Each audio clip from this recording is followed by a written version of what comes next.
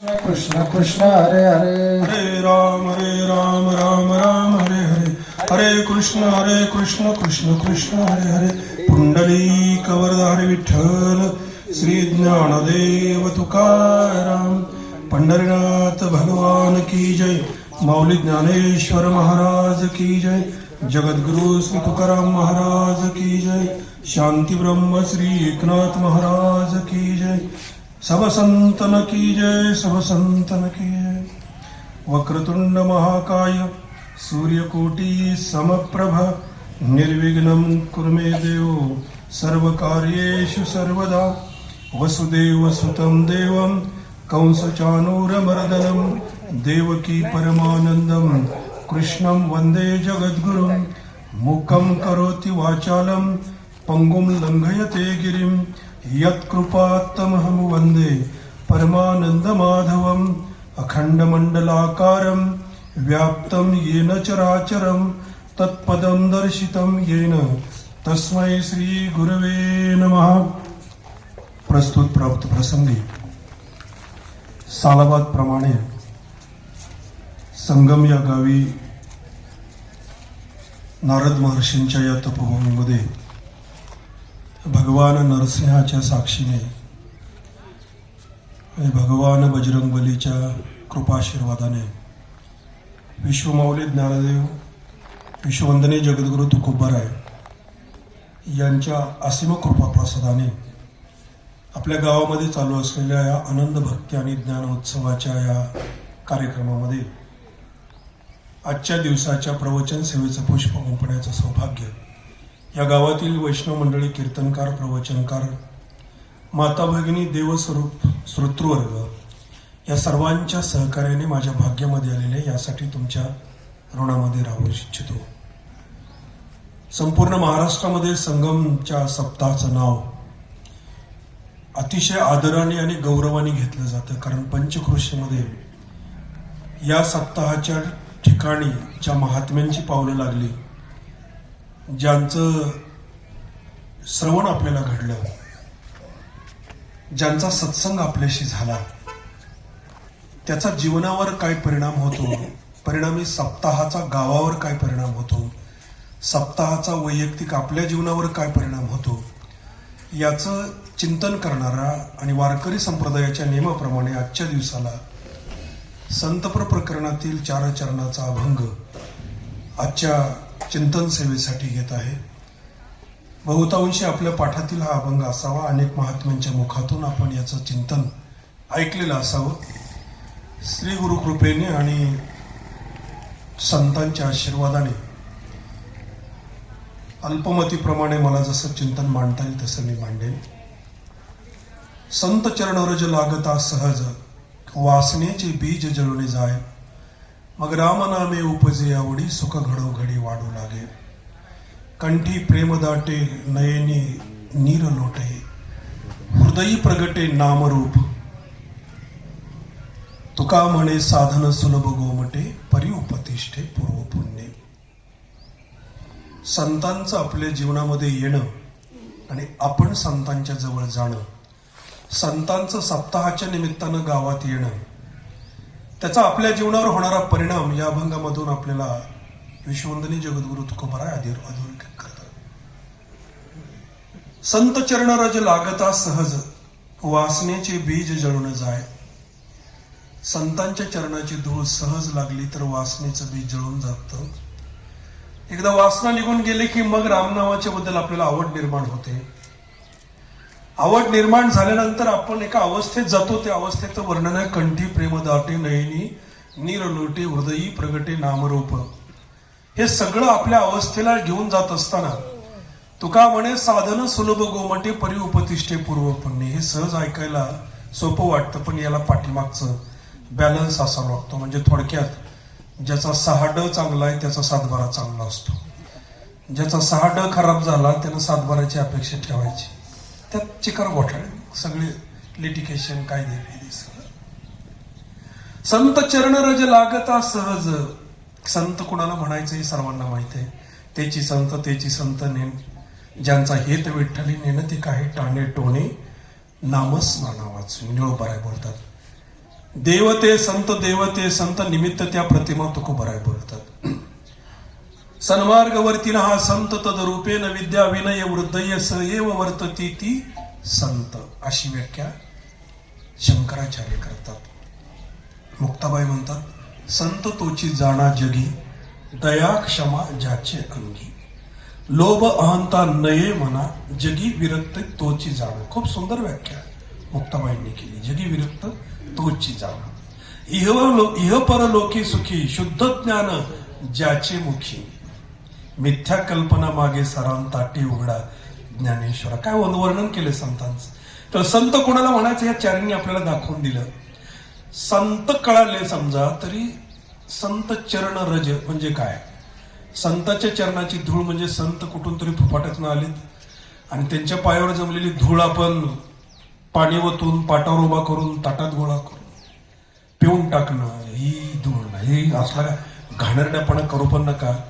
शिकलेली मुलं, शिकलेल्या मुली, शिकलेल्या सुना याची टिंगल करतात, किळस करतात. कारण आपल्याला संतांच्या चरणाची धूळ, आपण जी धुळा समजलो, फुफाटा समजलो, तो त्याचा अर्थ काढला. तसं नाहीये. संतांच्या चरणाच्या धुळीमध्ये जर एवढी ताकद असेल तर ती धूळ निश्चित वेगळी आहे. वासनेचे बीज जळून जाय, आपल्याला वासना आवरता येते. साधने तरी हीच दोन्ही, जरी कोणी साधेल परद्रव्य परनारी यांचा धरी विटाळ.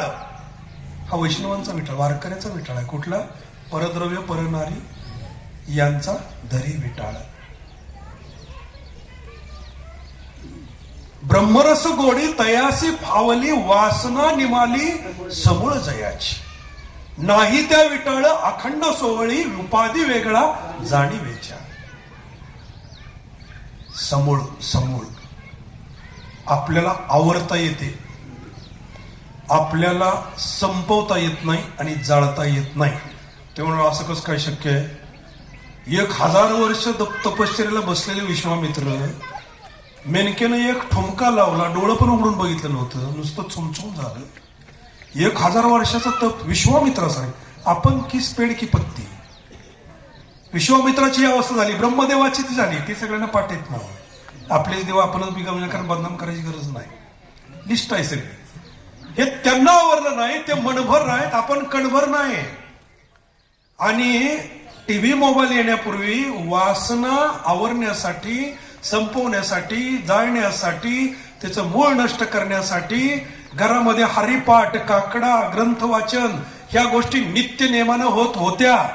गावात सप्ते होत होते. गावात त्यावेळेला टीव्ही नसताना अख्खं गाव जमा होत होतं. त्यानंतर भागवताची पारायण व्हायची आणि रामायण घडायचं, रामायण व्हायचं. त्यामुळं वासनेवर कंट्रोल होता. आज यातलं एकही साधन आपल्या हातात नाही. मी सत्याचं महत्व बोलतोय आपल्याला. का असावा.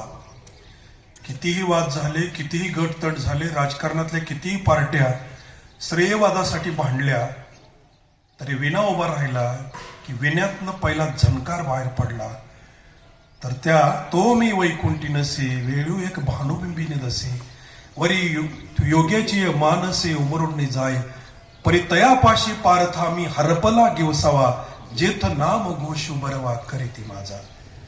तिथं मी आहे, तिथं मी आहे, मी सत्याचा मालक आहे. एक झणकार बाहेर पडला रामकृष्ण हरी. शक्तिपात होतो आणि शक्तिपात झाल्यानंतर आपल्या अंतःकरणात बदल होतो. सगळ्याच पार्टीची माणसं एकमेकाच्या पाया पडतात. हा पहिला फायदा आहे. वासना आवरता येते, वासना टाळता येते, पण वासना संपवता येत नाही. हे मानवी देहाच्या एकाही व्यक्तीला शक्य नाही. केवळ अशक्य आहे. कारण वासना आपल्या आवाक्यातली गोष्टच नाही. तुकोबारायांसारख्यांनी ज्या वेळेला म्हणावं, संत चरण रज लागता सहज, वैराग्य मूर्ती, वैराग्य संपन्न, तुका झाला असे कळस, कळसापर्यंत आपल्या भक्तीची आणि आपल्या संतत्वाची सीमा पोचलेले जगद्गुरु तुकोबारायांचे हे शब्द आहेत की आपल्या हातातली ही गोष्टच नाही. म्हणून संत चरण रज लागत असत. संतांच्या चरणाची धूळ कोणती. लांबवत नाही. तुकोबरायांच्या चरणाची धूळ आहे तुकोबरायांची गाथा. माऊलींच्या चरणाची धूळ आहे ज्ञानदेवी, संजीवन हरिपाठ, चांगदेव 65. अतिशय उच्च कोटीची साधना झाली तर एकदा अमृत अनुभवून पहा. हे वाचायचं ग्रंथ नाहीत, लक्षात ठेवा. नामा म्हणे ग्रंथ श्रेष्ठ ज्ञानदेवी, एक तरी ओवी अनुभवावी. देव सांगण्याची गोष्ट नाही, देव ऐकण्याची गोष्ट नाही, देव लिहिण्याची गोष्ट नाही, देव समजावून सांगण्याची गोष्ट नाही, देव अनुभवण्याची गोष्ट आहे. आपला घोटाळा इथं झालाय की आपण ते ऐकायला लागलो आणि आपण समजावून सांगायला लागलोय. भक्त ऐसे जाणा जे देही जाणा म्हणले, जाणणं वैयक्तिक आहे, सार्वजनिक नाही. ज्याचं त्याचं आहे ते वैयक्तिक आहे. अनुभवण्याची जी गोष्ट आहे, ऐसा ज्याचा अनुभव विश्वदेव सत्यत्वे, देवता या जवळ असे पाप नाशे दर्शने. अनुभवाला किंमत आहे, अनुभवाला. त्यामुळं संतांच्या चरणाची धूळ ही जर आपल्याला खऱ्या अर्थानं आपल्या जीवनामध्ये अंगीकारायची असेल तर हे फक्त वाचून चालत नाही, तर हे अनुभवावं लागतं. गाथा अनुभवाचा विषय आहे. ध्यान करून एकांत चित्त 2 तास बसल्यानंतर तुम्ही ज्या वेळेला अंतःकरणातला आत्मभाव आतून प्रगट होत असतो, त्या आत्मभावाच्या अवस्थेत एकदा गाथेतले 4च अभंग वाचा, 5च वाचा, 1च वाचा, नंतर 1 चरण वाचा. त्यानंतरचा जो अर्थ कळतो तो अर्थ त्या अवस्थेतून बाहेर आल्यानंतर आपल्याला समजत नाही. याचं कारण हे जे आहे ना, हे जे संत चरण रज जे आहे, हे सगळंच्या सगळं संतांच्या आत्मानुभवाचा भाग आहे. हे बुद्धीतलं नाही, हे तर्क नाहीत, हा अंदाज नाही, हा आत्मानुभव आहे. म्हणूनच त्याला अमृतानुभव म्हटले. हा आत्मानुभव ज्या वेळेला लेखणीतून वाणीतून प्रगट होतो त्यावेळेला त्याचा अर्थ समजण्यासाठी आपण सुद्धा देहभाव सोडून आत्मभावात असलो पाहिजे, तर त्याचा अनुभव येतो. बघा, मगाच अभंग घेतो, जरा सोपं करतो. ऐसा ज्याचा अनुभव विश्वदेव सत्यत्वे, हा एक अनुभवाचा विषय. किंवा अजून थोडा, भक्त ऐसे जाणणं वैयक्तिक आहे, जे देही उदास. एकदा देहाची उदास झाला, ही पहिली अट आहे भक्त व्हायची. मुक्त व्हायची पहिली अट आहे देही उदास. पुढचा, गेले आशा पाश निवारणे. विषय तो त्यांचा झाला नारायण, नावडे जन धन माता पिता. अख्खा आयुष्य जाते आपल्यात. हे एवढे 2 चरण आहेत ना ह्या अभंगाची, या 2 चरणाचा अनुभव घ्यायला आपलं आयुष्य पुरत नाही. 42 अभंग आहेत. संत चरणांनी आंघोळ करणं, धूळ, संत चरण वासनाचं बीज मारायचं असेल तर आपल्याला त्या तळात पोचलं पाहिजे. गाथेचं पारायण करून आणि अनुभव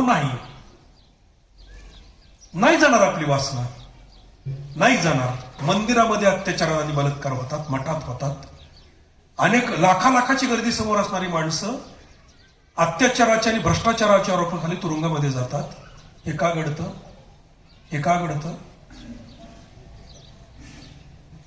का घडतं?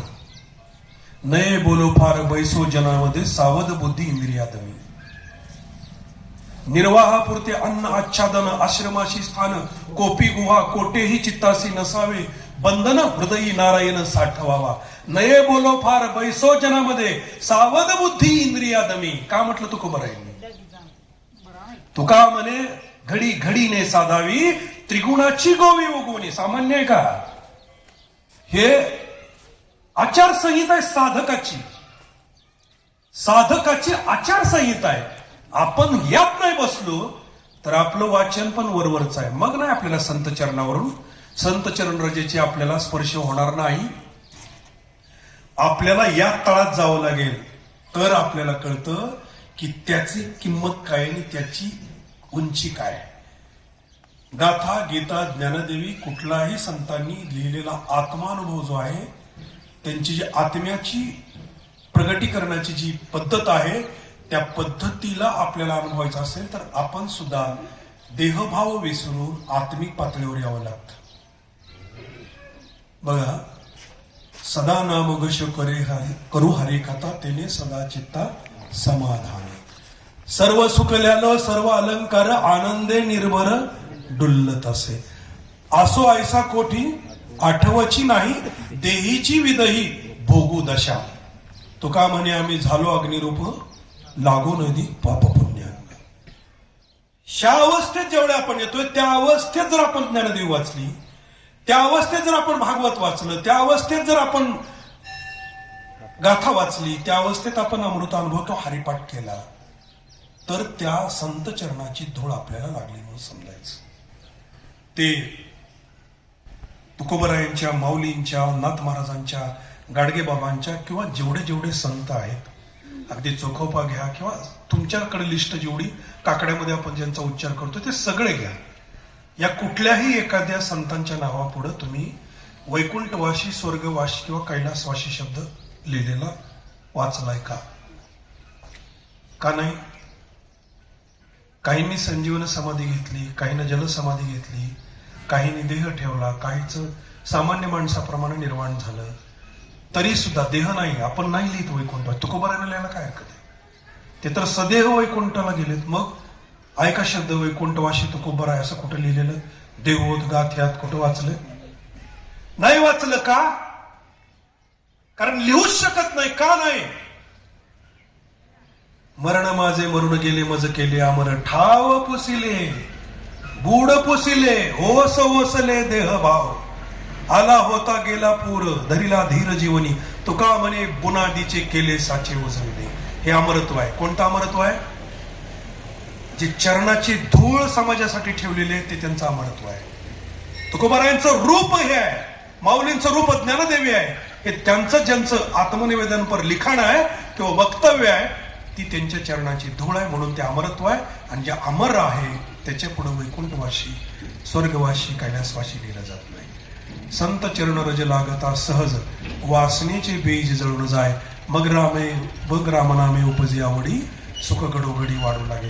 तुम्ही म्हणाल तुकोबारायांच्या माऊलीच्या पालखीचा सोहळा जेवढी चालतो त्या पालखीच्या सोहळ्याबरोबर हजारो माणसं पायी, लाखो माणसं पायी चालत असतात. त्यांच्याबरोबर संत चालत असतात. मी संत आहे म्हणून सांगणारे पण चालत असतात आणि जे ओरिजिनल संत जे कधीच सांगत नाही ते पण चालत असतात. मग त्यांच्या चरणाची धूळ, त्यांचा सहवास, त्यांच्या लहरी लाखो वारकऱ्यांच्या सगळ्या अंगामधून ते फिरत असते का? तरी सुद्धा त्याच वारीमध्ये खिसे कापू, परस चोरणारी, साखळ्या तोडणारी, मंगळसूत्र तोडणारी, वाटणाऱ्या माणसांना वारकऱ्याला काही न मिळू देता पिशव्याच्या पिशव्या भरून गावाकडे पोहोचवणारी सगळी चालत असते. मग ही वासनाच आहे ना, चोरी करायची वासनाच आहे, परस चोरायची वासनाच आहे, ते सगळे बिस्किटाचे पुढे गोळा करायची पण वासनाच आहे ना. मग एवढे संत तिथून चालत असताना सहज त्यांच्या अंगाला स्पर्श होतो तरी सुद्धा ह्या चोऱ्या का घडतात आहे ना प्रश्न आहे. या चोऱ्या तरी सुद्धा होताना दिसतात. का होतात? संत चरण रज लागता सहज. बघा, सहज झालं पाहिजे. सहज, सहज म्हणजे सहज अवस्थेत झोपणं, झोपेत, जागेपणी आणि स्वप्नी हे तीन अवस्था आपल्या साध्या. तुरीय अवस्था, उन्मनी अवस्था आणि सहज अवस्था या पुढच्या आहेत परमार्थातल्या सिद्धांची. पहिल्या तीन आपल्याला माहित आहे, एक तर जागा आहे किंवा झोपलाय किंवा स्वप्नात आहे किंवा बेशुद्ध अवस्था जे असेल. ह्या तीन सगळ्या आपल्या आहेत. तुरीय अवस्था आहे, उन्मनी अवस्था आहे आणि सहज अवस्था आहे. सहज अवस्थेत स्पर्श झाला पाहिजे, ती शेवटची अवस्था आहे. वासनेचं बी मारायचं इतकं सोपं आहे का? संतांनी हात लागला आणि ही वासना घ्या असं सोपं इतकं होतोय का? कारण हा त्या लायकीचा पाहिजे ना. या जगात संत होते. बघा, एक उदाहरण सांगतो तुकोबारायांच्या काळातलं. तुकोबारायांचा कालखंड चालू असताना 15 दिवसामाझी झाला साक्षात्कार विठो भेटला निराकार. त्यांना साक्षात्कार झाला. साक्षात्कार झाल्यावर भंडारा डोंगरावरून उतरल्यानंतर पहिलं काय केलं? भावाला सांगितलं त्या हिशोबाच्या वह्या आण सावकारकीच्या. इंद्रायणीत बुडवल्या. काय परिणाम झाला? का बुडवल्या? कारण डोक्यातला हिशोब संपला. आपल्या डोक्यातला हिशोब संपत नाही. आपल्या दारापुढचं अंगण आपण जाणतो, शेजारी भावाचाच वाटा असतो, भावाच्या वाट्याचा जर कचरा असला तर आपलं जाणून झाल्यावर आपण केर तिकडे टाकाल, पण भावाचं झाडत नाही. तर भावाचं सोडा. तुमच्या वाट्यावर शेजाऱ्याच्या बाईच्या एखाद्या 2-3 लेकरांनी येऊन नको ती घाण केली, तुमच्या वाट्यावर केली, तुम्ही पळत जाऊन त्या बाईला बोलवून आणता, हेच वळण लावलं का, तू काढते का? ते सोडा. तुमच्या गावाचे सगळे रस्ते खराब आहेत. तुमच्या मनात विचार कधी आलाय का आपला वाटाच नाही अख्खा गाव झाडू? नाही येत वाटत आपल्याला, नाही येत. तुकोबारायांनी वाह्या बुडवल्या, आपण नाही बुडवू शकत. का नाही? गावाने केलेली घाण. एक माणूस गावात येतो, अंगावर नीट कपडा नाही, सगळं गावाने केलेली घाण झाडतो. जाता येता लोक हसतात, अरे काय मूर्ख आहे, गावाची घाण झाडत बसला, ही कुठला आलाय, कोण आहे? दिवसभर ते सगळं गाव साफ करतो.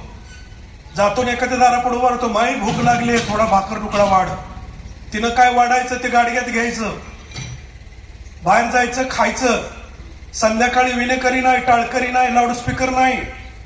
गावातल्या चौकात उभं राहायचं, 2 ताळ दगड घ्यायचे हातात आणि दगडावर दगड गोपाला गोपाला देवकी नंदन गोपाला म्हणायचं आणि असं चिंतन करायचं, असा विचार मांडायचा की अख्खं गाव प्रभावित व्हायचं आणि प्रत्येक गावातल्या व्यक्तीला वाटायचं, अरे यानं गाव झाडलंय सकाळी, काय बोलतोय हा माणूस.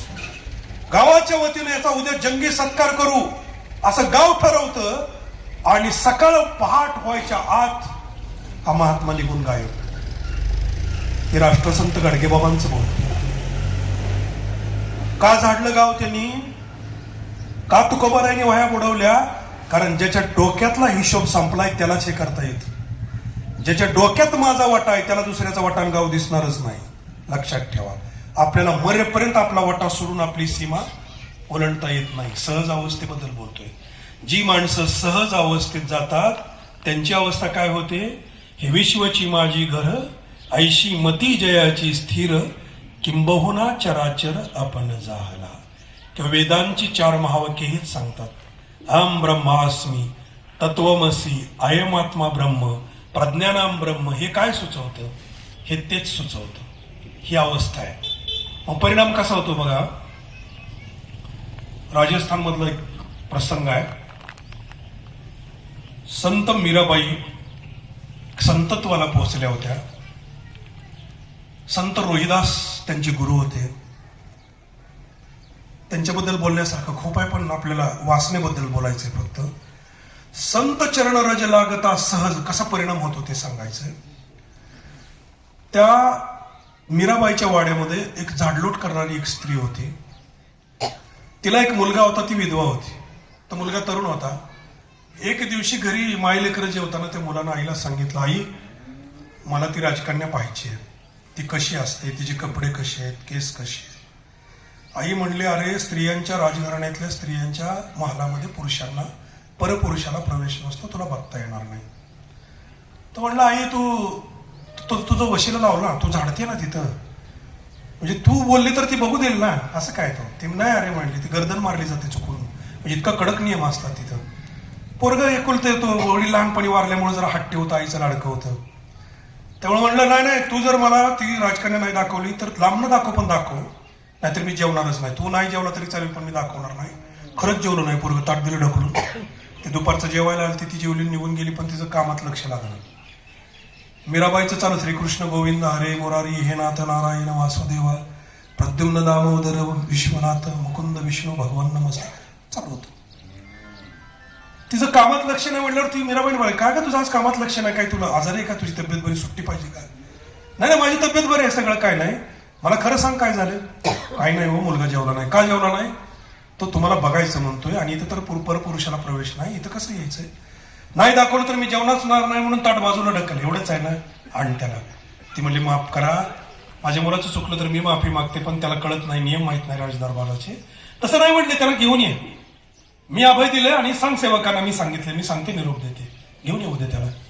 संध्याकाळी बिचारी आली, दोघं जेवायला परत बसले. तो बोलली का नाही राजकन्याला? बोलले ना. त्याने यायला सांगितलं उद्या. मग सकाळी राजकन्या पाहायची म्हटल्यानंतर घरात त्याच्याकडे जेवढं काय चांगलं होतं ते कपडे बिपडे ते गेला. मूळ वैभव राजघराण्याचं तेज वेगळं, त्यात संतत्वाचं साध्वीचं तेज आणखी वेगळं. चेहरा पाहिल्यानंतर कुणाच्याही हे दिव्य आहे असं वाटावं मनात, इतकं ते दिव्यत्व त्यांच्याकडे होतं. हा गेल्यानंतर त्या रक्षकांनी अडवलं. त्यांनी सांगितलं, परवाना दिला, यांना आज जाऊ द्या. तो माल, वैभव, आपले घर आणि त्या घरामधला फरक, तिथले ते सगळे शामियाना, ते सगळं पाहून, राजवैभव पाहून हात थक्क झाला. इकडे तिकडे बघत बघत बघत चालला. बघता बघता त्यानं समोर मीराबाईकडे दर्शन झालं आणि असा स्तब्धच झाला. कारण असं रूप, कारण त्याही तरुण होत्या, हा तरुण होता. पाहिलं आणि पाहिल्यानंतर त्याच्या लक्षात आलं की अरे, आयुष्यात असलं कधी पाहिलंच नाही. 2 मिनिटं डोळे न मिटता पाहिला आणि पटकन घरी निघून आला. घरी निघून आल्यानंतर आई नेहमीप्रमाणे तिचं काम संपवून घरी आली. परत जेवला. आई, मला जेवायचं नाही. आता काय, तुझं हट्ट पूर्ण केला, आता तुला काय अडचण आहे? नाही, मला जेवायचं नाही, माझं जेवणावरचं मन संपलं, मला भूक नाही. तू जेवल्याशिवाय मी जेवणार नाही. आई म्हणली, नाही तू जेव, नाही तर माझी मला जेवण. मला झालं काय? काहीच सांगणं पोरगं. शेवटी आई म्हणाली, तुला माझी शपथ आहे, आता सांग काय झालं. तू शपथ घातली म्हणून सांगतो म्हणला. मीराबाईला पाहिलं आणि राजकुमारला पाहिलं तर माझ्या डोक्यात विचार आला, केली तर हीच बायको करायची, नाही तर आपण लग्नच करायचं नाही. आणि ती हो म्हणेपर्यंत जेवायचं पण नाही. मी ठरवून आलो. तिच्या अंगावर काटा आला, घाम झाला. आपण झाडलोट करणारी ही राजकुमारी, तिथं प्रवेश नाही आणि ह्याच्या डोक्यात असलं काहीतरी येऊन बसले. पाया पडली, लेकरा असं करू नको, आपण गाव सोडून जाऊ, हे राज्य सोडून जाऊ, पण तुझी माझी दोघाची गर्दन मारली जाईल. बघ, तू शपथ घातली म्हणून सांगितलं, माझं ठरलंय. ती हो म्हणू अथवा नाही म्हणू. ती नाही म्हणली तर मी असाच मरणार. मी काही लग्न करणार नाही, जेवणार बी नाही, पाणी पिणार नाही. दुसऱ्या दिवशी ती बिचारी तिथून गेली. गेल्या राजकुमारीच्या पाया पडल्या आणि मला, माझा पगार असेल काय असेल ते सांगा, हिशोब करा, आणि मला माझं काम सोडायचं, मला गाव सोडून जायचं, मला राहायचं नाही. अगं काय झालं सांगशील का नाही, काय झालं सांगशील का नाही. नाही, मला कामच करायचं नाही, मला काही सांगायचं पण नाही. शेवटी मीराबाईनं तिला शपथ घातली, आता माझा आदेश आहे, शपथ आहे, सांग काय झालं. पाया पडली, पण माफ करा, पोरगं अज्ञानी आहे.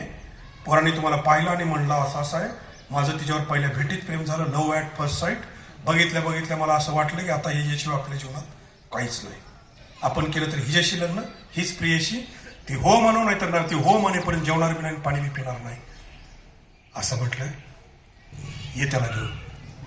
मी लग्नाला तयार आहे. आईनं साष्टांग दंडवत घातला, त्याला शिक्षा देऊ नका, मला माफ करा, मला काय शिक्षा द्यायची ती द्या. एकुलताई पोरगा आहे, अज्ञानी आहे, माफ करा. मीराबाईनं सांगितलं, मी आवाज देते, त्याला घेऊन ये, मी लग्नाला तयार आहे म्हणून सांग. परत म्हणले, माझ्या लेकरावर दया कर. नाही, मी सांगते, त्याला घेऊन ये. दुसऱ्या दिवशी बिचारी घेऊन आली. सांगितलं ती राजकुमारी तयार आहे. पाहायला एवढा आनंद झालेला. मीराबाईच्या राजमहालाच्या समोर अश्वत्थ वृक्षाचं एक झाड होतं, त्याला कडनं पार होता. मीराबाई पूजेचं ताट घेऊन येत होत्या. हा आल्यानंतर पाहिल्यानंतर परत तसा स्तब्ध झाला. त्या पाराच्या जवळ उभा राहिला. मीराबाई जवळ आले.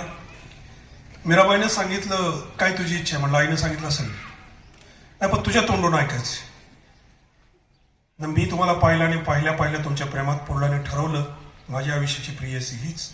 केलं तर लग्न हिच्याशी हो म्हणेपर्यंत अन्नही खायचं नाही, पाणी प्यायचं नाही. विचारायला मी अन्न पाणी खाल्लंय का? मी खाल्लेलं नाही. तुम्ही नाही म्हणला तरी चालेल, पण मी मरून जाणार, पण तुम्ही हो म्हणल्याशिवाय काहीच खाणार नाही. मीराबाई म्हणाले, माझी तयारी तुझ्याशी लग्न कर. तयारी आहे ना, पण माझी एक अट आहे. आता तुम्ही काही सांगा म्हणला. तुमची तयारी असेल, सगळ्या अटी पूर्ण, वर्ण उडी टाकाय सांगा, आग लावाय सांगा, काय करायला सांगायचं ते सांगा. म्हणजे असलं काय सांगणार नाही, पण मी सांगते ते करायचं. म्हणजे काय, हातात जपमाळ होती, हातात दिली. बरं, ह्याचं काय करायचं? ह्याचं दुसरं काय करायचं नाही. एक एक मणी ओढत राहायचा. मी सांगते तो मंत्र म्हणायचा. म्हटला कोणता? श्रीकृष्ण गोविंद हरे मुरारी हे नाथ नारायण वासुदेवा प्रद्युम्न दामोदर विश्वनाथ मुकुंद विष्णू भगवान नमस्ते. बाहेर युक्तीची मुद्रा पडे. माऊली लिहितात 6व्या अध्यायात. बाहेर युक्तीची मुद्रा पडे, तव आत आत सुख वाढे, तेथ सहजची योगू घडे ना अभ्यासिता. मागचं काही नाही, पुढचं काही नाही, पण स्पर्श दीक्षा अनुग्रह झाला. काय? हा मंत्र म्हण. तर ह्याच्या डोक्यात काय पहिल्या दिवशी श्रद्धा नव्हती. त्यानं हातात जपमाळ घेतली, ती मंत्र सुरू झाला. पण मंत्र म्हणताना कसा प्रदक्षिणा मारायचा, पण लक्ष कुठं? आता काय करत असेल, जेवली असेल का, झोपली असेल का, बाहेर दिसते, ह्याचं लक्ष माळेकडे नाही. ह्याचं मंत्र चालू आहे, पण लक्ष माळेकडे नाही, लक्ष तिकडं. दुसऱ्या दिवशी तिनं सांगितलं खायचं नाही, प्यायचं नाही, झोपायचं नाही. 7 दिवस हे तू करायचं. 8व्या दिवशी मी तुला माळ घालणार. झोपणार नाही, बसणार नाही, जेवणार नाही, पाणी पण पिणार नाही. सुरू झालं तप, सुरू झालं. पहिल्या दिवशी लक्ष जायचं. दुसऱ्या दिवशी आपण काय म्हणतोय याच्याकडे लक्ष गेलं. तिसऱ्या दिवशी मीराबाईकडचं लक्ष विसरलं आणि जपाकडे लक्ष लागलं. चौथ्या दिवशी जगाला विसरला. मुखानं जे चालू होतं ना श्रीकृष्ण गोविंद हरे मुरारी ते बंद झालं आणि तोंड बंद करून सुरू झालं. 5व्या दिवशी ते ओठातलं पण बंद झालं, कंठातलं सुरू झालं. 6व्या दिवशी कंठातलं बंद झालं आणि हृदयातून सुरू झालं. आणि 7व्या दिवशी हृदयातलंच नाही तर त्या ज्या जागेवर तो चालला त्या जागेतनं पण सुरू झालं. परा पश्चंती हे जे नाही सुरू झालं. 8वा दिवस उघडला. 8व्या दिवशी काला का आला. जीवनाला का जगा जन्माला काला कळालं. मीराबाई हातात वरमाला घेऊन समोर आल्या. त्याला थांबवलं. थांबवल्यानंतर तो थांबला आणि मीराबाईकडे पाहिलं 8व्या दिवशी आणि मीराबाईच्या चरणावर साष्टांग दंडवत घातला आणि शब्द उच्चारला. माते. काय शब्द उच्चारला? माते, तू माझ्या जीवनाचा उद्धार केला. ज्या स्त्रीला प्रियसी पत्नी म्हणून पाहिलं त्या स्त्रीला आई म्हणून पाहण्याची आणि आई म्हणून उच्चारण्याची ज्या वेळेला वृत्ती निर्माण होते त्यावेळेला वासनेचं बीज जुळून गेलेलं असतं. ही आवरणं नाही, लक्षात घ्या. ही आवरणं नाही, वासना बीजासह नष्ट झाली. संत चरण रज लागता सहज वासनेचे बीज जळून जाय. मग राम नामे उपजे आवडी सुख घडी वाढू लागे, घडोघडी वाढू लागे. बी मेल्यावर बी जळाल्यावर काय उगवल? वासना कशी तुम्हाला सांगतो, हराळीसारखी आणि लवाळ्यासारखी. किती मोठा दुष्काळ पडू द्या, सगळं जळून जातं. पहिला पाऊस पडू द्या, काय उगवत असेल तर हराळी लावाळा. कशानंच मरत नाही. असे आपल्या अंतःकरणातला हराळी आणि लवाळा म्हणजे वासना आहे. मग सप्त्यामध्ये काय होतं? सप्त्यामध्ये जे महात्मे येतात, जे संत येतात, श्रवणाला येतात, कीर्तनाला येतात, प्रवचनाला येतात, यांच्या अंतःकरणातून यांच्या आत्म्यातून ज्या लहरी शक्तिपात आपल्या अंगावरती करत असतात त्या लहरी आपल्यामध्ये बदल करत असतात आणि आपली वासना जाळत असतात. जो अंतःकरणपूर्वक इथं आला आणि त्यानं खरोखर या अर्थानं स्नान केलं या विचाराने त्याच्या अंतःकरणातून वासनेचं बीज जळून जातं. कारण सप्त्यामध्ये राऊंडअप मारलं जातं. काय बाकीच्या तणनाशकाला लवाळीन हराळा मिळत नाही, ते काय लागतं त्याला? राऊंडअप लागतं. राऊंडअप ते सप्त्यात राऊंडअप मारत असताना त्या फवाऱ्याच्या आवाक्यात जेवढा येईल त्याचं जळलं. बाकी लांबणं जे असतं त्याचं काय तिथपर्यंत ते पोचत नाही. 7 दिवस झाले की 8व्या दिवशी ते उगवल्याशिवाय राहत नाही. संत चरण रज लागता सहज वासनेचे बीज जळून जाय. मग एकदा वासना मेल्यावर काय होतं? ब्रह्मरस गोडी तयासी फावली. वासना निमाली समोर. त्याला देव आवडतो. देव कुणाला आवडतो? ज्याच्या अंतःकरणात वासना शिल्लक राहिली नाही त्याला. आपल्याला जो देव आवडतो तो आईबाप करतात, गावातली करतात, वारकरी करतात, तसा आहे. किंवा दुसरा एक प्रकार असतो आपल्याला भीतीपोटी. त्यातल्या त्यात पांडुरंगाच्या मंदिरासमोरून जाताना चुकून एखाद्या वेळी आपल्या तंद्रीत आपण चाललो आणि दर्शन घ्यायचं जर विसरलो ना आणि परत लक्षात आलं आपल्याला पुढे गेल्यावर की पांडुरंगाच्या पाया पडायचे राहिले, त्याचं आपल्याला फारसं काय वाटत नाही कारण पांडुरंगाची आपल्याला भीती काय वाटत नाही. पण त्याच्याऐवजी जर शनीचं किंवा मसोबाचं तिथं मंदिर असलं आणि पूर्ण गेलो आणि आपल्याला लक्षात आलं की आपण मसोबाच्या पाया पडलो नाही, माघारी येतो. ही देवाची आवड आहे का? ही देवाबद्दलची भीती आहे. मग देव प्रीतीनं मिळतो का भीतीनं मिळतो? कशाने मिळतो देव? जिथं जिथं देवाची भीती निर्माण झाली तिथं तिथं देव आपल्यापासून दूर आहे. लक्षात ठेवा. ऐका महिमा आवडीची बोरे खाये भिल्लिनीची थोर प्रेमाचा भुकेला हाची दुष्काळ दयाला. अंतरीची घेतो गोडी पाहे जोडी भावाची देव सोयरा दिनाचा. आपण दिन आहोत. अंतरीची घेतो गोडी. भावबळे आकळे एरविना कळे करतळे आवळे तैसा हारी. मग देव आवडायला पहिल्यांदा देव आपल्याला आवडत नसेल, आज घरी गेल्यानंतर शांत कीर्तन ऐकून उमेश महाराजांचं कीर्तन आहे म्हणजे तुम्हाला धुवूनच काढणार, ते वाटत नाही, तिथं काही राहणारच नाही शिल्लक वाचण्याचं.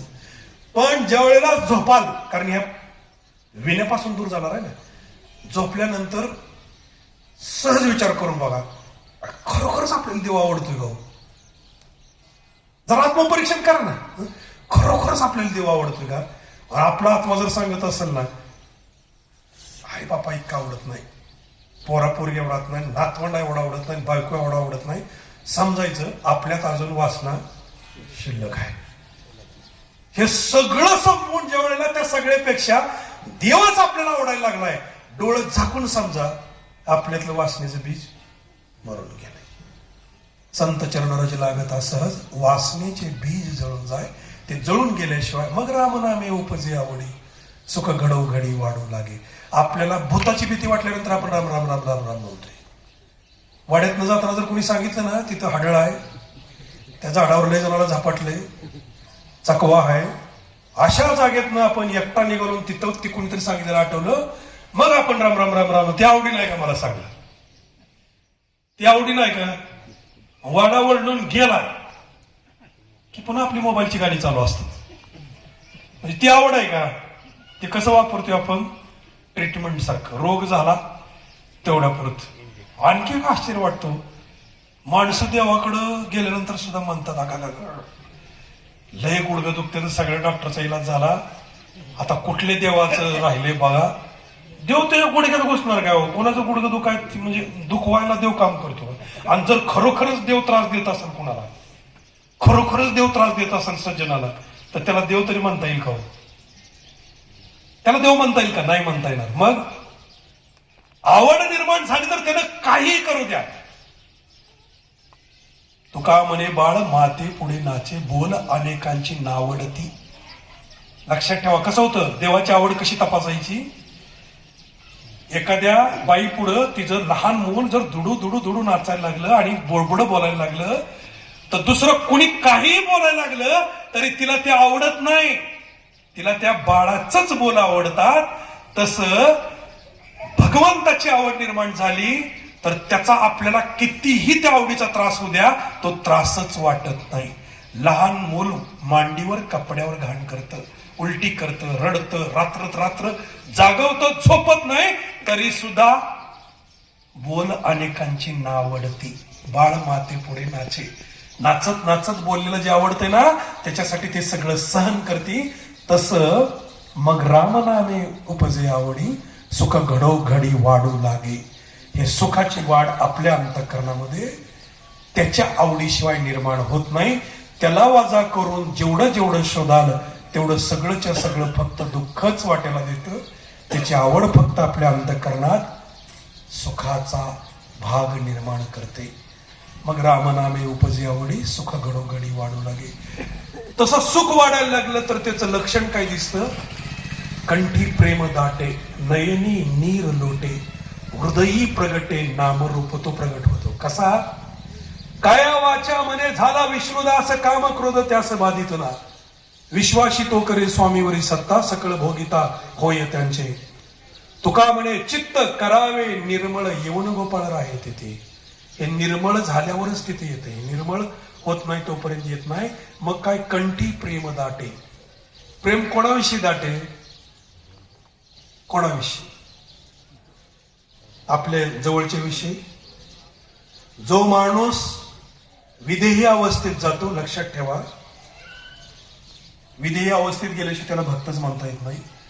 जो विदेही अवस्थेत जातो तो फक्त उरलेला असतो आत्मा अवस्थेत. विदेही अवस्था प्राप्त होण्यासाठी साधना जी नामजपाची असो, ध्यानाची असो, श्वासाच्या मंत्राची असो, कोणती असो, देह त्यातनं गायब झाला की साधना फलद्रूप होते. साधना फलद्रूप झाली की उरते ती फक्त आत्मिक अवस्था. आणि जगातील सगळी समानता ही फक्त आत्मिक पातळीवर आहे. आत्मिक पातळी सोडली तर जग सगळंच्या सगळं विषम आहे. कारण एका माणसासारखा दुसरा माणूस जगात नाही. सगळीकडे विषमता आहे, मग समता. अर्जुना समत्व चित्ताची तेची सार जाण योगाचे, जेथे मन आणि बुद्धीचे ऐक्य अथी. देखे अखंडित प्रसन्नता आती जेत चित्ता, तेथे रिगणे नाही समजता संसार दुःखा. हे दुःखावरचं समूळ उच्चाटन करण्याचं कारण आहे. चित्त शुद्ध झालं तर कंठी प्रेम दाटे. हे कंठी प्रेम दाटे आत्मिक अवस्थेत आहे. देही अवस्थेत हे शक्यच नाही. देही अवस्थेत प्रेमाला ढकलून देणारे काम क्रोध लोभ मद मत्सर हे सगळं शिल्लक आहे. पिकली या सेंद कडूपण गेले तैसे आमा केले पांडुरंगी. काम क्रोध लोभ निमाले ठाईची सर्व आनंदाची सृष्टी झाली. हे सर्व आनंदाची सृष्टी झाली. हे कधी शक्य आहे? आत्मिक पातळीशिवाय शक्य नाही. त्यामुळे जेवढं श्रवण घडतंय, जेवढं चिंतन घडतंय, जेवढं वाचन घडतंय, त्याला जोडून काय पाहिजे? त्याला जोडून आपली साधना पाहिजे. नवविधा भक्तीतली कोणती असू द्या, पण भक्तीचं साधन आपल्या हातात पाहिजे. ते साधन आपल्याकडे नसेल तर हे श्रवण फक्त वळवाच्या पावसासारखं आहे. तात्पुरता गारवा निर्माण करेल, पण तो तात्पुरता गारवा निघून गेला की वळवाचा पाऊस असल्यापेक्षा दुप्पट उष्णता निर्माण करतो, जे आज आपण अनुभवतोय. आणि एक लक्षात ठेवा, साधना भक्ती हे सगळ्या गोष्टी अध्यात्म वैयक्तिक आहे. वैयक्तिक, ते सार्वजनिक नाही. स्वतःचं आत्मपरीक्षण आहे, स्वतःची परीक्षा आहे आणि स्वतःचाच निकाल आहे. कंठी प्रेम दाटे. आपल्याला सर्वांविषयी प्रेम वाटण्याचा पुरावा काय? बघा, तुकोबारायांनी इंद्रायणीत हिशोबाच्या वाह्या बुडवल्या, बोललो तुम्हाला. त्यानंतर दुष्काळ पडला, सर्वांना कथा माहिती आहे. तुकोबारायांनी आपल्या घरातलं सगळं धान्य कणगीतलं सगळ्या गावांना वाटून टाकलं. सगळ्या गावांनी ते लुटलं. तुकोबारायांच्या जवळ पण काय राहिलं नाही. पुन्हा काही 1-2 वर्ष चांगली गेली, पुन्हा दुष्काळ पडला. सगळं धान्य गावाला वाटलं, सावकारकीच्या वाया डुबवल्या. तुकोबारायांची आर्थिक अवस्था ती राहिली नाही. 4 वर्षांनी पुन्हा दुष्काळ पडला. काय काळ गेला. त्या दुष्काळामध्ये तुकोबारायांच्या पत्नीला आणि मुलाला अन्न करून मरणासाठी तरफडण्याची वेळ आली. आता मला सांगा, ज्या लोकांना तुकोबारायांनी धान्य वाटलं, ती लोक त्या गावात होती का नाही? ती लोक त्याच गावातली होती ना. ज्या मुलांना वाटलं ती त्या गावातलीच होती ना. त्या गावातल्या सगळ्या धान्य घेतलेल्या लोकांना माहित होतं तुकोबारायांची पत्नी आणि मुलगा अन्नासाठी तरपडतोय. पण ज्यांनी तुकोबारायांच्या घरून नेलं त्यांनी एक चिमट सुद्धा यांचा जीव वाचवण्यासाठी दिली नाही. हे जग आहे. हे जग आहे. त्याचा वंश सगळीकडे आहे. तुमच्या माझ्या घरात आहे, तुमच्या माझ्या भावकीत आहे, तुमच्या माझ्या गावात आहे. हे जग आहे. या जगात आपल्याला राहायचंय आणि परमार्थ करायचा आहे, हे लक्षात ठेवा. पण तुकोबारायांची पत्नी आणि मुलगा गेला. अख्खी गाथा वाचा. ते सगळे प्रमाण तुम्हाला पाठ. बरे जाईल बाईल गेली देवी माया सोड, हे सगळं माहित. पण अख्खा गाथा वाचा. या अख्ख्या गाथेमध्ये तुम्हाला एक शब्द, अभंग तर सोडा, एक शब्द असा दिसणार नाही की मी ज्यांना दिलं त्यांनी माझी बायको आणि पत्नी मरताना एक चिमट परत दिलं नाही. वाचले कोणी? का? त्याच गावातल्या लोकांनी बायको पोरग मरताना, तरपडून मरताना पाहिलं, काहीच दिलं नाही. तरी तुकोबाराय चिडले नाहीत किंवा यात त्यांच्या मुखातनं वक्तव्य आलं नाही. का? कंठी प्रेम दाटे. ही प्रेमाची परीक्षा आहे. ज्यांनी आपल्यावर उपकार केलाय त्याच्यावर आपण उपकार करू शकतो. ज्यांनी आपल्यावर उपकार केला नाही त्याच्यावरही आपण उपकार करू शकतो. पण ज्यांनी आपल्यावर अपकार केलाय त्याच्यावर आपण उपकार करू शकत नाही. लक्षात ठेवा. ज्यांनी अपकार केलाय त्याच्यावर उपकार ज्या दिवशी आपल्याला करता येईल त्या दिवशी समजायचं कंठी प्रेम दाटे. आपल्या अंतःकरणात ते निर्माण झालं. कंठी प्रेम दाटे नयनी नीर लोटे. डोळ्यातून ते अश्रू. जगासाठी रडणारा महात्मा असतो आणि स्वतःसाठी रडणारा भिकारी असतो. लक्षात ठेवा. माणसं भिकारी जास्त आहेत. देवाकडे सगळी रडत जात आहेत, संताकडे सगळी रडत जात आहेत. महात्मे घरी आले तर मौन पाळावं. ते जे बोलतील त्यांना आपला उद्धार होणार आहे याच्यावर विश्वास ठेवा. तो घरी आला तर आपणच त्याच्यावर इम्प्रेशन मारायला जातोय. मी प्रवचन कराय, मी एवढं वाचल्याशिवाय पाण्याचा घोट पित नाही, एवढ्या वाऱ्या झाल्या 50 वर्ष झाली, एक वारी चुकली नाही. अरे कोणावर इम्प्रेशन मारतो, कोणावर इम्प्रेशन मारतो? ते आलेत, त्यांचं काहीतरी ऐकलं. जिथं मौन पाळलं जातं तिथं आपल्यावर उपकार होतो. कंठी प्रेम दाटे, नयनी नीर लोटे, जगासाठी बघा, जगाच्या कल्याणा संतांच्या विभूती, देह कष्टविती परोपकारे. परोपकारे आणि पुण्य परोपकार, पापते परपीडा अनेक नाही जोडा, दुजा आहे अशी ते पुण्य आहे. 2 तास देव चोळणं म्हणजे पुण्य नाही, ती तुमची साधना आहे. ती साधना आहे, ते पुण्य नाही, लक्षात ठेवा. ती साधना आहे. पुण्य कुठलं? पुण्य परोपकार.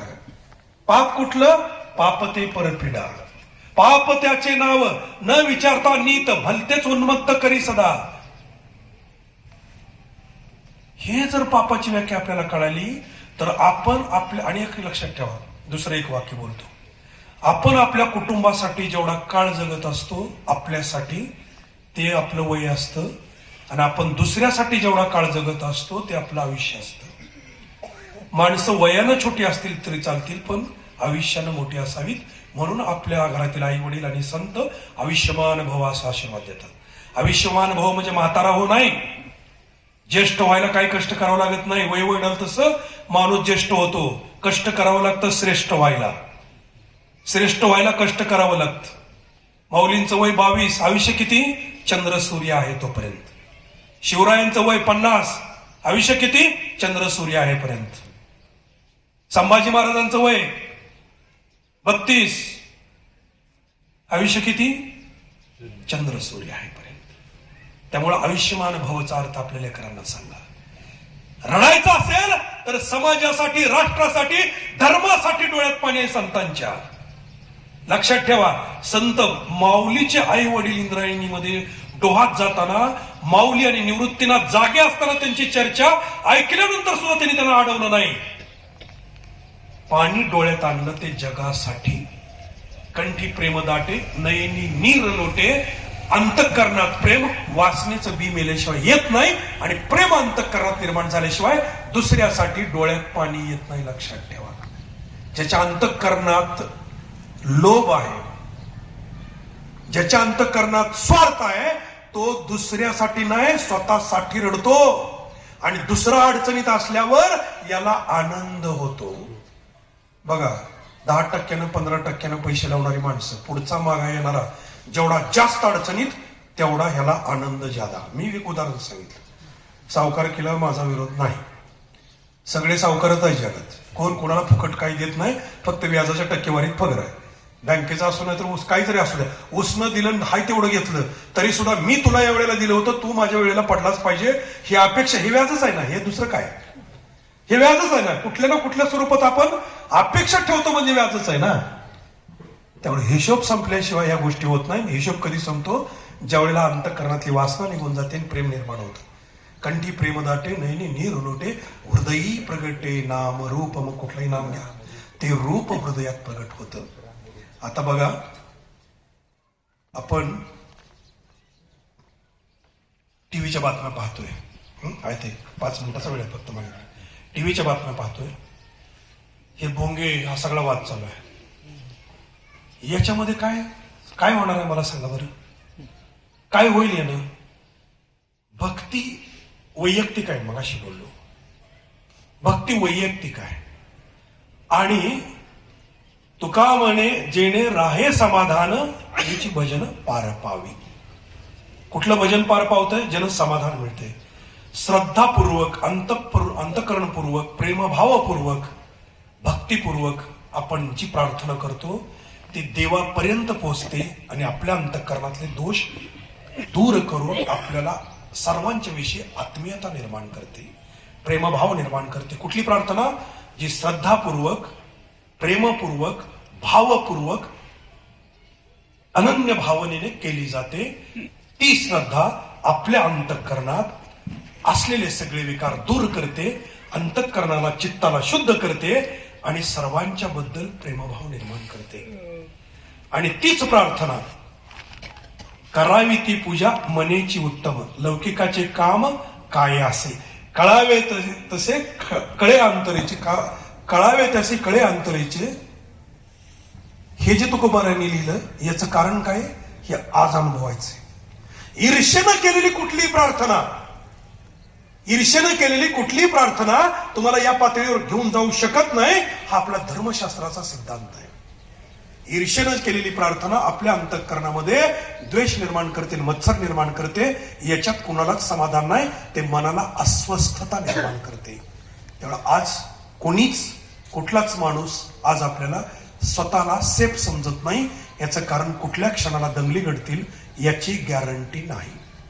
दंगली सत्तेत येण्यासाठी, सत्तेत राहण्यासाठी आणि सत्तेवरनं घालवण्यासाठी कुठल्याही कारणाला, शेतकऱ्यांचं वीज बिल असो, शेतकऱ्यांचं कर्ज असो, निसर्गाचा असमतोल असो, गरिबी असो, दारिद्र्य असो, बेरोजगारी असो, आरोग्याच्या समस्या असो, याच्याविषयी कोणाला काहीही देणं घेणं नाही. याच्याविषयी देणं घेणं नाही. कुठल्याच पार्टीला आम्ही कुणावरच टीका करत नाही. कुठल्याच पार्टीला याच्याविषयी देणं घेणं नाही. जगाला सुख द्यायचं जर काम भविष्यात कोण करेल तर राजकर्त्याकडून ते होणार नाही. ते काम होईल फक्त आणि फक्त आध्यात्मिक परमार्थिक माणसाकडूनच. भारत जगाला समाधान देणारा विश्वगुरु ठरू शकतो. दुसऱ्या पातळीवर भारताला विश्वगुरु होता येणार नाही. कंठी प्रेम दाटे, नयनी नीर लोटे, हृदयी प्रगटे नामरू. तुका म्हणे साधन सुलभ गोमटे, परिउपतिष्ठे पूर्व पुण्य.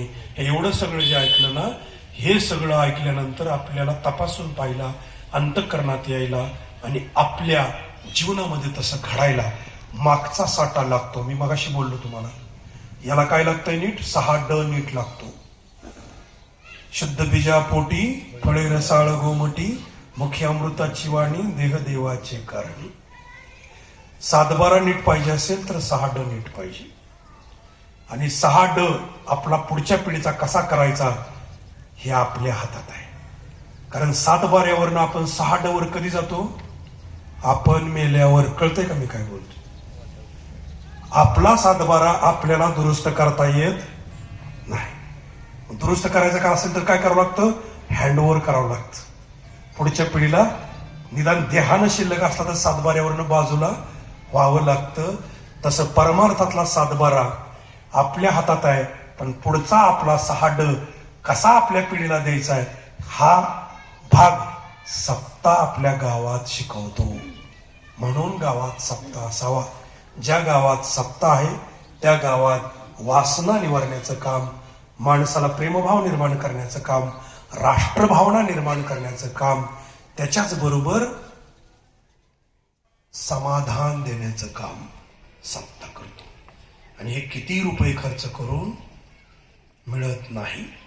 इंग्रज सांगून गेले, तुम्हाला श्रीमंत व्हायचं असेल तर तुम्हाला कोणाला तरी लुटावं लागेल, नाहीतर तुम्हाला कोणाला तरी फसवावं लागेल. त्याच्याशिवाय तुम्हाला श्रीमंत होता येत नाही. मला वाटतंय त्यांचा सिद्धांत तंतोतंत आता आपल्याकडे दिसू लागला. त्यामुळे आपल्याला जर पुन्हा यातनं परत फिरवून आपले 7-12 6D नीट करायचे असेल तर संत चरण रज लागत असहज वासनेचे बीज जळून जाय, मग राम नामे उपजे आवडे, सुख घडोघडी वाढू लागे. कंठी प्रेमदात्री नयनी नीर लोटे, हृदय प्रगटे नामरो. तुका म्हणे साधन सुलभ गोपटे, परिउपतिष्ठे पूर्व पुण्य. या अभंगांच्या माध्यमातून आपल्यासमोर सत्याचं महत्व, परमार्थाचं महत्व, संतांचं आपल्या गावात येणं आणि त्यांच्या उपस्थितीचा आपल्या जीवनावर होणारा परिणाम याचं चिंतन आपल्या माझ्या अल्पमतीप्रमाणे मला सांगता आलं. चुकून एखादा शब्द कोणाच्या मनाला लागणारा गेला असेल, परंपरेला तडा जाणारा गेला असेल, त्याच्यासाठी माफी मागतो. जे गोड वाटलं, श्रवणीय वाटलं ते सर्व माझ्या श्रीगुरूंचं, आपल्यासारख्या उच्च कोटीच्या सर्व साधकांचं, वैष्णवांचं आणि मला घडवणाऱ्या तुम्हा सर्व श्रोत्रावर्गांचं होतं. ते संतांच्या, तुकोबांच्या, माऊलींच्या चरणावर अर्पण करतो आणि सेवेला पूर्ण विराम देतो. पुंडलिक वरदारी विठ्ठल, श्री ज्ञानदेव तुकाराम, पंढरीनाथ भगवान की जय, माऊली ज्ञानेश्वर महाराज की जय, जगद्गुरु श्री तुकाराम महाराज की जय, शांती ब्रह्म श्री एकनाथ महाराज की जय, सब संतन की जय, सब संतन की जय. आता विश्वात्मके देवे येणे वाग्यज्ञ तोषावे, तोषो निमत द्यावे पसारे दाने, जे खळांची व्यंकटी सांडो तया सत्कर्मे रती वाढो भूता परस्परे पडो मैत्र जीवांचे दुरितांचे तिमिर जाओ विश्वस्व धर्म सूर्य पाव जो जे वांचील तो तेरा प्राणी जात वर्षत सकळ मंगळी ईश्वर निष्ठांची मांदी आली अनवरत भूमंडळी भेटतो तया होता चला कल्पतरूचे आरव चेतना चिंतामणीचे गाव बोलते जे आणव पियुषांचे चंद्रमे जे लांछन मार्तंड जे तापहीन ते सर्व सदा सज्जन स्वैर होतो किंबहुना सर्व सुखी पूर्ण होणे तिन्ही लोकी भजी जो आदि पुरुखी अखंडित आणि ग्रंथोपजीवीये विशेष लोकीये दृष्टादृष्ट विजय होवावे एथ म्हणे श्री विश्वेश्वराव हा होईल दान पसारो येणे वरे ज्ञान देवो सुखिया झाला येणे वरे ज्ञान देवो सुखिया झाला येणे वरे ज्ञान देवो सुखिया झाला विठ्ठला विठ्ठला विठ्ठला विठ्ठला विठ्ठला पुंडली कवरदार विठ्ठल श्री ज्ञानदेव तुकाराम पंढरीनाथ भगवान की जय माऊली ज्ञानेश्वर महाराज की जय जगद्गुरु श्री तुकाराम महाराज की जय शांती ब्रह्म श्री एकनाथ महाराज की जय सब संतन की जय सब संतन की चालू